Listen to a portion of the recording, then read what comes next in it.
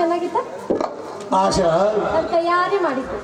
ಇದು ಸತ್ಯವಾಗಲು ಹೇಳುತ್ತೇನೆ, ಕಾಫಿನೇ ಅಲ್ಲ. ಮತ್ತೇನು?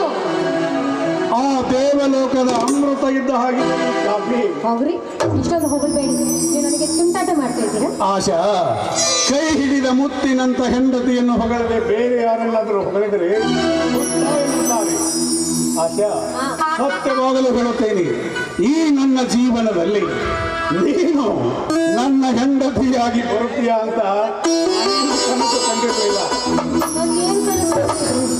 ನೋಡು ಆಶಾ, ಈ ಆಸ್ತಿ ಅಂತಸ್ತು ಸಿರಿ ಸಂಪತ್ತೆಲ್ಲ ಅಸ್ಥಿರವಾದದ್ದು. ಪ್ರೀತಿ ಪ್ರೇಮ ಮಾತ್ರ ಸ್ಥಿರವಾದದ್ದು. ನಾನಂತೂ ಈ ಆಸ್ತಿ ಅಂತಸ್ತಿಗೆ ಬೆಲೆ ಕೊಡುವವನಲ್ಲ.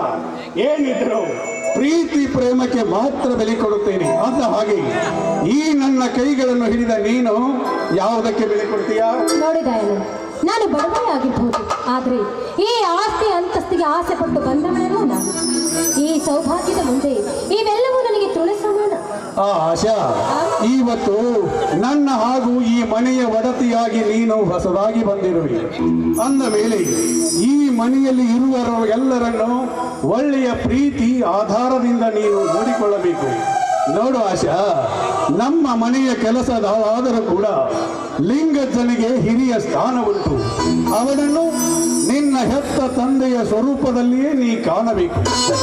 ಇನ್ನು ನನ್ನ ಪ್ರೀತಿಯ ತಮ್ಮ, ನನ್ನ ಒಡಹುಟ್ಟಿದ ತಮ್ಮನಾಗದಿದ್ದರೂ ಕೂಡ ಅವನಿಗೆ ಈ ಮನೆಯಲ್ಲಿ ನನ್ನ ಬೆನ್ನ ಹಿಂದೆ ಹುಟ್ಟಿದ ತಮ್ಮನಿಗಿಂತಲೂ ಹೆಚ್ಚಿನ ಸ್ಥಾನ ಉಂಟು.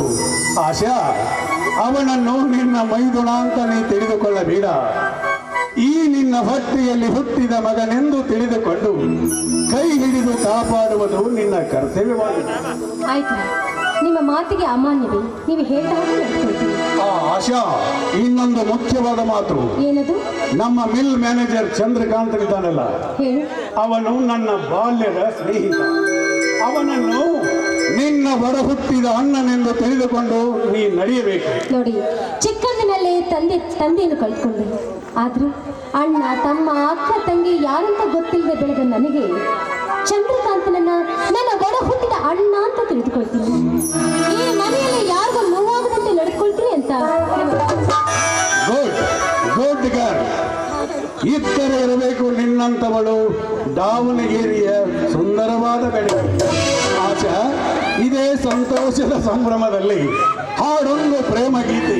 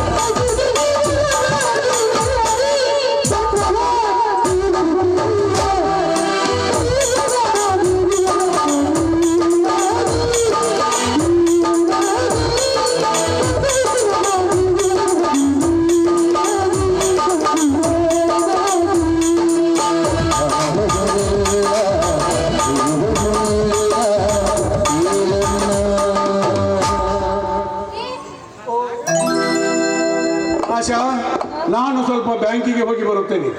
ಏ ಆದಷ್ಟು ಬೇಗ ಬನ್ನಿ. ಏ ಬ್ಯಾಡ್ರಿ, ಈ ಕಡೆ ನೋಡ್ರಿ. ಆದಷ್ಟು ಬೇಗ ಬನ್ನಿ. ಆಶಾ, ಅವರಿಗೆ ಕಾಲು ತುಂಬಾ ಕಷ್ಟವಾಗ್ತದೆ. ನಿನ್ನ ಮುತ್ತಿನಂತ ಮೈದುನನೇ ಹೇಳ್ತಾ ಇದ್ದಾನೆ, ಇನ್ನೊಂದು ಹಾಡು ಅತ್ತಿಗೆಮ್ಮ ಅಂತ.